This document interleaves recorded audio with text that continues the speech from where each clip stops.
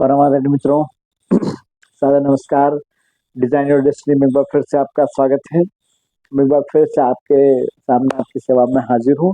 और जैसा मैंने पिछली बार जब आत्मिक शक्ति के बारे में बात की थी, तब मैंने आपको बताया था कि एक अंतिम शक्ति जो हमारे पास ईश्वर द्वारा प्रदत्त है, उसके ऊपर मैं बात करूंगा, कुंडलिनी शक्ति। आपने इसके बारे में सुना बहुत होगा और हर व्यक्ति सोचता है कि उसकी कुंडलिनी जागृत हो जाए। कुंडलिनी जागृत हो जाएगा तो ऐसा हो जाएगा, वैसा हो जाएगा, वगैरह वगैरह सारी चीजें, बहुत सारी बातें होती है इसके बारे में अगर आप चाहें तो बहुत सारे साहित्य आपको मिल सकते हैं। और कोई हो सकता है गुरु भी मिल जाए, योग गुरु भी मिल जाए, जो आपको इस शक्ति को जागृत करने का फॉर्मूला बता सकता है। और फॉर्मूला क्या बताएगा, तो प्रत्येक व्यक्ति की जागृत हो सकती है और कई लोगों की तो होती है। अब इस कुंडलिनी शक्ति को जागृत करने के लिए या हमारे शरीर के अंदर जो 7 चक्र होते हैं, वो क्या उपयोग करते हैं, हमारी जो डेस्टिनी में किस तरीके से काम आ सकते हैं, मैं इसके ऊपर चर्चा करूंगा कि कैसे हो सकता है। जैसा मैंने आपको पहले भी बताया था कि मैं आपको ईश्वर द्वारा प्रदत्त असीम शक्ति के बारे में इसलिए बता रहा हूँ कि आप जब अपना डेस्टिनी डिजाइन करेंगे, अपनी मटेरियल लाइफ की सक्सेस आप डिजाइन करेंगे, तो सारे कॉन्सेप्ट जो आपको फेस करने होंगे, वो सारे कॉन्सेप्ट फेस करने के बाद में आपको जो चैलेंजेस आएंगे, कॉन्सेप्ट आएंगे, तो आपको किन चीजों से करना है। कई सारी चीजें हो जाएगी, कई नहीं हो पाएंगी। इसलिए सबसे महत्वपूर्ण, अगर इसमें शारीरिक रूप से अगर हम देखे जाए, तो कुंडलिनी शक्ति बड़ी महत्वपूर्ण है। अब कुंडलिनी शक्ति होती क्या है कहाँ होती है, तो देखिए, कुंडलिनी हमारी जो रीढ़ की हड्डी का सबसे निचला हिस्सा हम बोलेंगे, निचला हिस्सा या आप समझे कि नाभि से 4 इंच नीचे, 6 इंच नीचे, पीछे की तरफ में रीढ़ की हड्डी का जो बैकबोन का जो लास्ट होता है, उसके वहां आसपास होती है। अभी होती कैसी है, तो ये 3.5 घड़ी करके ऐसी सांप जैसी, ऐसी सुषुप्त अवस्था में पड़ी हुई होती है और उसको जागृत करना होता है। अब उसको जागृत कैसे करना, बड़ी बात है। देखिए, इसको अलग अलग तरीके से किया जाता है।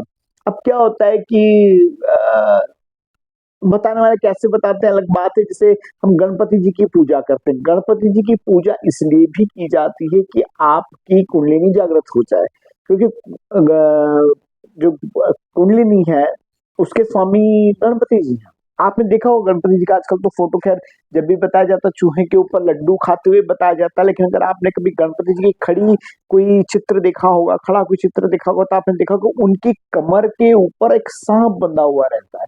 ये क्या है, ये सांप नहीं है, ये कुंडलिनी है, क्योंकि कुंडलिनी के जो स्वामी हैं वो गणेश जी हैं। तो उनको पूजा करने से जागृत होती है, ऐसी सारी चीजें होती है। अब देखिए, जब कुंडलिनी जागृत करनी होती है तो हमें करना क्या होता है। ये बड़ा कठिन काम भी है, इतना आसान नहीं है, बहुत कठिन है। डगरपन घट के आप समझ लीजिए, कुंडलिनी जागृत करना बच्चों का खेल नहीं है। जो बड़े बड़े योगी और सिद्ध जो होते थे, वो ऐसे ही नहीं हो जाते थे, उनको लाखों हजारों लाखों वर्षों की तपस्या भी लगती हुई कुंडलिनी जागृत करने के लिए।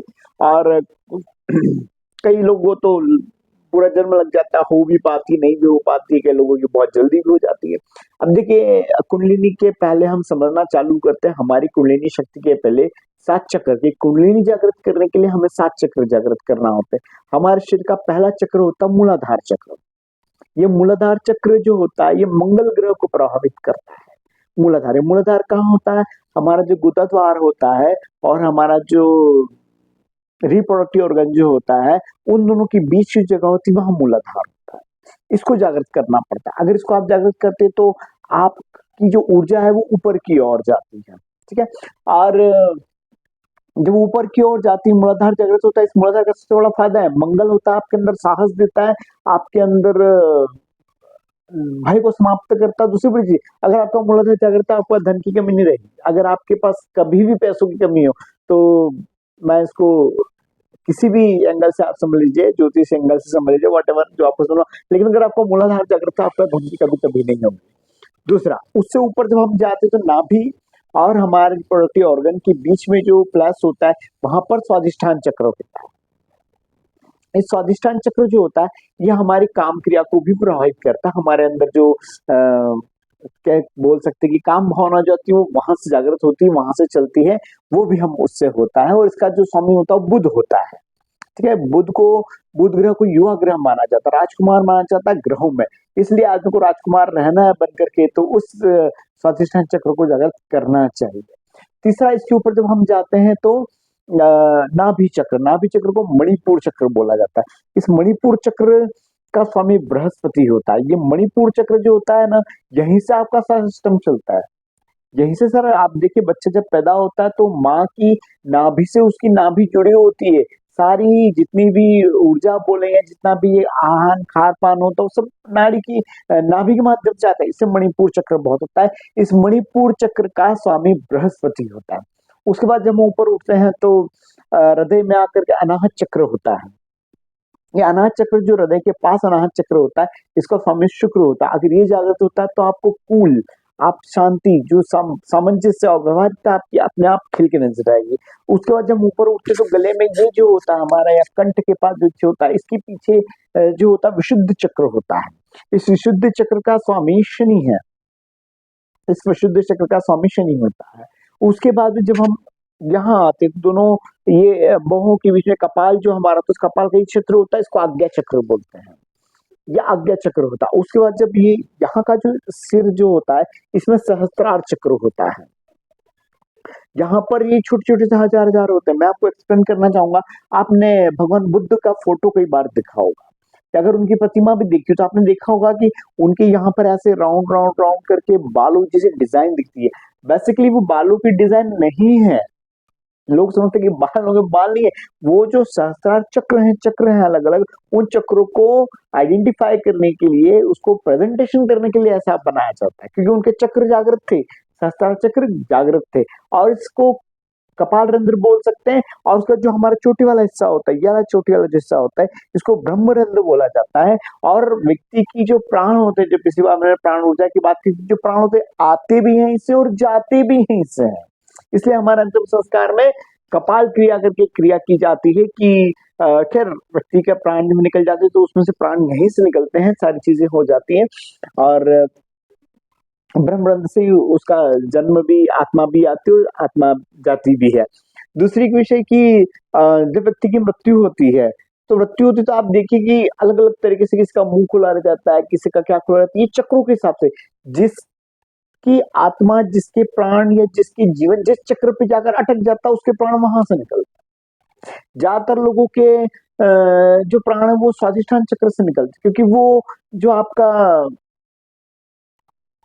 मटेरियल लाइफ की जो चीजें होती हैं, इच्छाएं, वासनाएं, भावनाएं, उसी में उलझा रहता है। कई सारे लोग उससे ऊपर जब उठ जाते हैं तो हृदय से जाते हैं तो वो चूंकि भावनात्मक हो जाते हैं तो जाते हैं। कई सारे लोग आज्ञा से जाते हैं, कई लोग सहस्त्र, जो लोग सहस्त्रार से आते हैं, ब्रह्मरंध्र से जाते हैं, बहुत उच्च स्तर के होते हैं।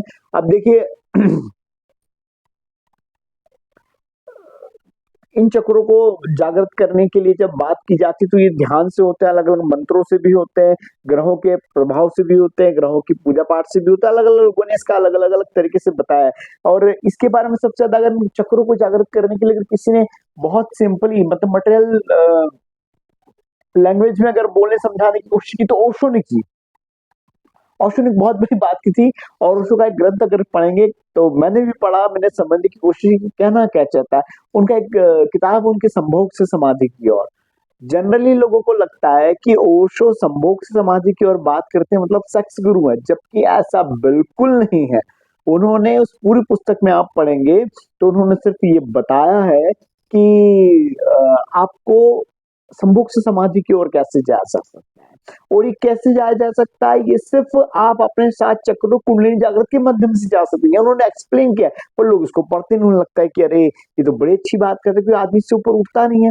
इससे जब शरीर से जब हम ऊपर उठ जाते हैं तो होता। आप देखिए संभोग समाधि की ओर जाने की, और अभी फेसबुक पे एक जगह बहस भी चली थी ओशो के एंटरटेनमेंट पे, तो किसी ने कहा था कितने लोगों ने प्राप्त किया, तो कई लोगों ने बात की किसी को हो ही नहीं सकता, ऐसा नहीं हो सकता, वैसे नहीं हो सकता, जबकि प्रत्येक व्यक्ति के लिए संभव है।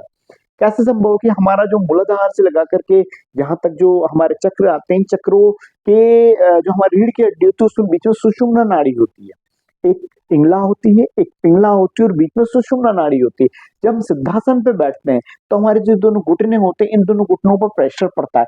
जब दोनों घुटनों पर प्रेशर पड़ता है तो हमारी जो पिंगला और पिंगला है वो सीधी होती है, उनकी ऊर्जा सही हो जाती है। उसके बाद सुषुम्ना खड़ी होती है और सुषुम्ना के अंदर की ऊर्जा चालू हो जाती है। जब सुषुम्ना की ऊर्जा चालू हो जाती है उसके बाद जो कुंडलिनी वाली जगह, उसके ऊपर एक प्रेशर दिया जाता है, प्रेशर दिया जाता है, मतलब एक तरीके से दबाव बनाया जब जाता है, तब दबाव बनाया जाता है तो सीधी खड़ी हो जाती है। जब सीधी खड़ी हो जाती है एकदम से, अपना 3.5 कुंडली छोड़ करके खड़ी हो जाती है ऊर्जा के माध्यम से, तो इसके अंदर से जो ऊर्जा जाती है वो यहाँ से यहाँ तक पहुंचती है, यहाँ से यहाँ तक पहुंचती है। ये जो पीछे स्पॉन्डिलाइटिस का जो ये आपका है ना, यहाँ से क्लीनिंग होती है।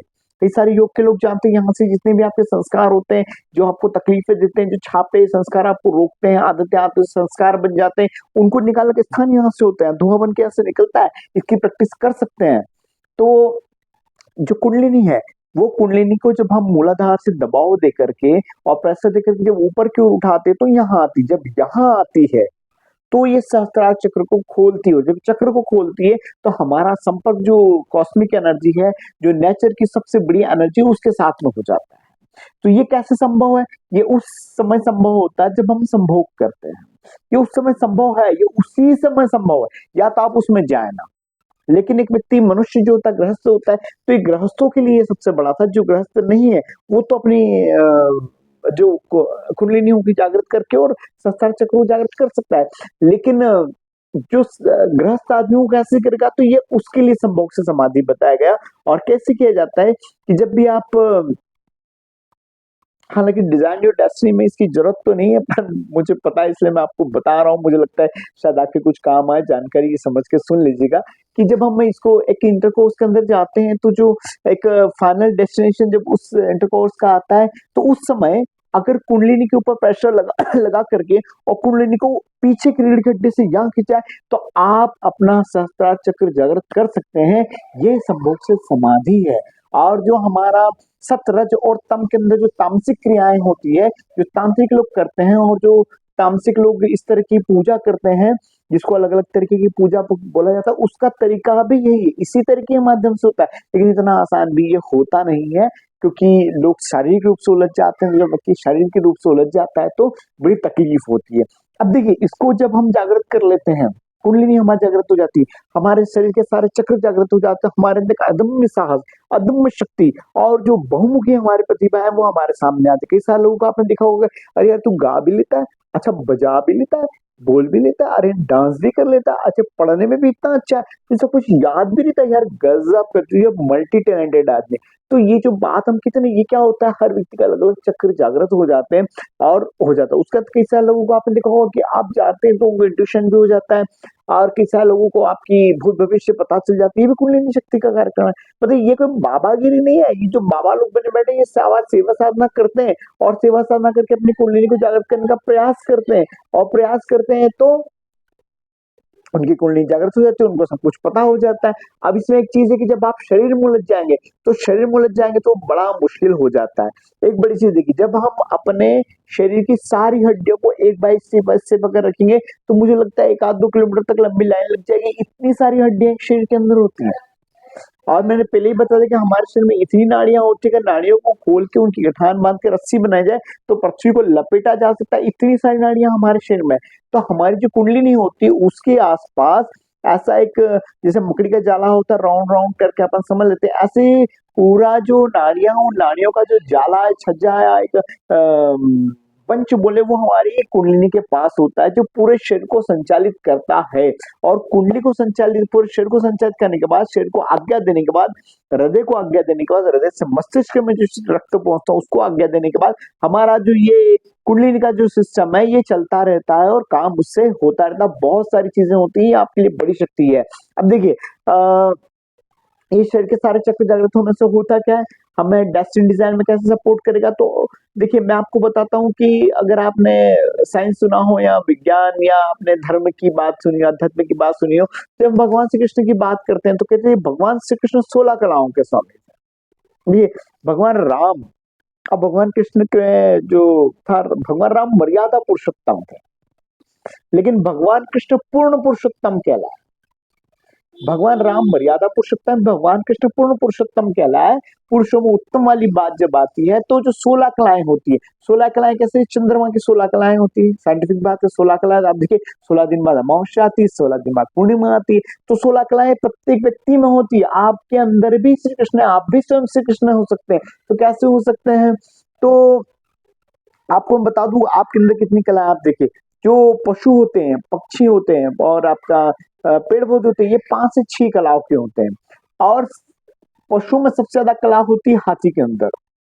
7 कला हाथी के अंदर होती है। हाथी 7 कला का होता है। मनुष्य के बाद अगर सबसे ज्यादा समझदार कोई व्यक्ति होता है तो वो हाथी होता है। तो हाथी के अंदर 7 कला होती है। और कुत्ते के अंदर भी 6 7 कला, कभी कभी किसी में 7 होती है, ट्रेनिंग में डिपेंड करता है। नहीं तो 6 कलाएं तो कुत्ते के अंदर भी होती है। उसके बाद जो सामान्य व्यक्ति होता है उसके अंदर 8 कलाएं होती है।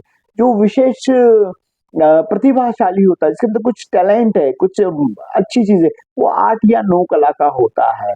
और उसके ऊपर जो 10 कला का व्यक्ति है वो बहुमुखी प्रतिभा का धनी होता है। और बहुमुखी प्रतिभा धनी का होने के बाद में और ऊपर अगर वो बढ़ता है, उसके आयाम और खुलते हैं तो 11 12 तक पहुंचता है। तो वो बहुत आध्यात्मिक पुरुष होता है, बहुत धार्मिक पुरुष होता है। उसके अंदर बहुत सारी चीजें होती है। आपने कई सारे लोगों को देखा होगा जिनके अंदर बहुत सारी क्वालिटीज है, उसके कारण उनकी कलाएं हैं। ये कलाएं कैसी होती है, उनके चक्र जागृत होने से खुल जाती है। उसके बाद में 13 और 14 कला के बाद, 12 कला के बाद, 13 और 14 कला के बाद हम जाते हैं 16वीं कला की ओर जाते हैं। और जिसके 16 कला खुल जाती है वो श्री कृष्ण हो जाता है। तो मित्रों, ये जो मैंने कुलीन शक्ति के बारे में बताया, मैं बहुत कम बता पा रहा हूँ। एक सूर्य को दीपक बताने जैसे समान है। मुझे बहुत कुछ इसमें आता भी नहीं है। मैं बहुत सारी चीजें बताने की कोशिश करता हूँ लेकिन कुछ ऐसी चीजें धर्म, अध्यात्म और विज्ञान सबके मिक्स है जो आपके जीवन में काम आ सकती है, वो मैं बताने का प्रयास करता हूँ। ये मैंने आपको इसलिए बताया कि जब आप कुंडलिनी शक्ति जागृत करते तो आपके अंदर सारी चीजें जागृत हो सकती। कई सारे ग्रहों का जो अगर आपको प्रभाव आपकी कर्मों के अनुसार जो प्लेनेटरी पोजीशन आपकी गड़बड़ होती, कैसा लोग था ना, मेरा ग्रह ऐसा चल रहा है, मेरा ग्रह वैसा चल रहा है, कैसा लोग उसमें उलझे रहते हैं। अरे मुझे नौकरी इसलिए नहीं मिली कि मेरा ये खराब है, मेरा वो खराब है। अरे यार मेरे पास धन इसलिए नहीं कि मेरा ऐसा खराब है, ऐसा खराब है। इतने सारी जो आती है, जब सारी चीजें होती है, अगर आप चक्र जागृत करते हैं तो आप आध्यात्मिक रूप से ऊपर उठते हैं। और ऊपर जब आप उठेंगे तो ग्रहों की दशा भी सुधरेगी, इससे बहुत सारा काम होता है। तो डेस्टिनी की जब बात आती है तो मैंने सारी चीजें आपको इसलिए बताया कि जब डेस्टिनी की बात आती है, इस डेस्टिनी में हमें कोई अवरोध ना है, कोई हमारे सामने कोई कौन से इस तरीके का ना करे ऐसा हो गया। मान लीजिए आपने सोचा कि मुझे तो करोड़पति बनना है और आपने किसी ज्योतिष को पत्रिका दिखाई कि क्या मैं ये फैक्ट्री लगा पाऊँ, करोड़पति बन पाऊंगा। उसने बता दिया कि भैया आपको तो शनि खराब है, आप तो फैक्ट्री लगा ही नहीं सकते, तो आपका करोड़पति बनने का सपना तो चूरा हो गया। तो कैसे करेंगे? तो चक्र के माध्यम से, धर्म के माध्यम से, आध्यात्म के माध्यम से विशुद्ध चक्र को जब जागृत करेंगे तो शनि आपका प्रभावित होगा और शनि आपका शुभ भी होगा। तो हालांकि दुर्व्यसन ना करने से, दुर्व्यवहार ना करने से भी शनि ठीक होता है। सत्य और जस्टिस अगर आप यूज करते हैं तो भी शनि ठीक होता है। तो इससे भी होता है। उसके अलावा और भी बहुत सारे उपाय होते हैं। तो ये चीजों को ठीक करने के लिए, इसलिए मैंने आपको पता कि अगर कुछ चैलेंजेस और कॉन्सेप्ट अगर आपके सामने आएंगे तो उनको ठीक करने के लिए 10 असीम शक्तियां थी, जिसमें कुंडलिनी शक्ति मैं बहुत कम शब्दों में, बहुत ब्रीफ में आपको बता पाया हूँ। समय फिर भी ज्यादा हो रहा है तो क्योंकि इतना सारा कुछ सुनते नहीं है, तो मुझे बोलते भैया इतना बड़ा बड़ा मत बनाओ, छोटी छोटी रील बनाओ। मित्रों, मैं छोटी छोटी रील बना सकता हूँ, बनाऊंगा, लेकिन मैं सच बोल रहा हूँ, आप तो समझ नहीं पाओगे क्योंकि बातों के अर्थ और उसके गुण रहस्य को अगर मैंने आपको नहीं बताया तो मुझे बोलने का मजा भी नहीं आएगा। मुझे लगेगा मैंने अधूरा बोला और आपको सुन के समझ में भी नहीं आएगा और आपको कैसे करना ये भी समझ में नहीं आएगा, ऐसा मैं सोचता हूँ। इसलिए मैं इतनी सारी चीजें बता रहा हूँ। खैर, ईश्वर द्वारा दी हुई हमारे 10 असीम शक्तियां आज किसी भी रूप में कुंडली शक्ति के साथ मैं इसको यहीं समाप्त करता हूँ। उसका जब नेक्स्ट हम आएंगे तो हम जो इन्हीं शक्तियों के जो नियम होते हैं वो क्या क्या होते हैं और बहुत प्रैक्टिकली कैसे होता है, मॉडर्न लाइफ में कैसे प्रैक्टिकल हो सकता है, आप राजा कैसे बन सकता है, कारपोरेट कैसे बन सकता है, आप कैसे बहुत सारा धन कमा सकते हैं, अपनी डेस्टिनी को कैसे आप टॉप पे ले जा सकते हैं, कैसे सक्सेस पा सकते हैं, कैसे सक्सेस स्टार बन सकते हैं, इसके ऊपर हम बात करना अब शुरू करेंगे। अभी तक तो मैं ये सारी असीम शक्ति के बारे में बात करते हैं, इसके बारे में मैंने सारी चीजें बताई आपको। अब हम आगे बात करेंगे और फिर हम जरूर मिलते हैं बहुत जल्दी किसी हमारी जो शक्तियां थी, शक्तियों के नियम के साथ। इसका कैसे कैसे क्या जुड़ा होगा मैं बीच बीच में बताता रहूंगा, नहीं भी बताओ आप समझ जाइएगा कि जो सारी चीजें हैं वो कैसे होगी। और मैं एक बार फिर से आपको बहुत बहुत हृदय से धन्यवाद देता हूँ। आपका समय और सहयोग जो मुझे प्राप्त हो रहा है उसके लिए मैं बहुत बहुत आपका आभार हूँ। यहाँ एक बात मैं आपको बता रहा था, बिकॉज दूसरे तीसरे दिन पहले मैंने जो कि स्मरण शक्ति वाला एक बनाया था, किसी ने कहा भैया आपके एक्सप्रेशन ऐसे आ रहा है, आपका चेहरा ऐसा आ रहा है, आपका वैसा आ रहा, आप एकदम थोड़ी ऐसे रहो वैसे रहो, अपडेट रहो। मित्रों, मैं यहाँ फैशन शो करने नहीं आया हूँ, मुझे फैशन शो नहीं करना। मैंने जो सामान्य रूप से रहना है, मुझे जो पहनना है ओढ़ना, मैं वैसे ही रहूँगा। आप बिल्कुल मेरे चेहरे पे या मेरे भाव पे या मेरी किसी भी तरह की एक्टिविटी मत जी, आप सिर्फ मेरी उन बातों को सुनिए जो आपकी काम की है, और टेक्सचर डिजाइन में कहाँ काम आ सकते हैं आप उसके लिए कीजिए। और अगर आपको देखना है तो टीवी चालू कीजिए, थिएटर में जाइए, किसी हीरो को देखिए, वही देखने लायक है। मैं देखने लायक भी नहीं हूँ। हाँ, मैं इतना अपने बारे में 1% मैं इतना बोल सकता हूँ कि हाँ, मैं सुनने लायक हो सकता हूँ, क्योंकि मुझे बोलने की आदत है। अब अच्छी बुरी है मुझे नहीं पता, लेकिन मुझे बोलने की आदत है, तो मैंने सोचा लोग मुझे ऐसे तो सुनेंगे नहीं, तो मैंने कोई टॉपिक सब्जेक्ट निकाल करके मैंने बोलने की कोशिश की और लोगों का सहयोग मदद करने की कोशिश की। तो प्लीज आप सुनिएगा, और मुझे आप सजेशन भी दीजिए कि मुझे और क्या बोलना चाहिए, क्या नहीं बोलना चाहिए, और कैसे मुझे आप सब लोगों के साथ जुड़े और रहना चाहिए। सारी चीजें हैं। इन्हीं शब्दों के साथ डिजाइन इंडस्ट्री में आपका फिर से हृदय से सादर धन्यवाद। जय हिंद, जय भारत।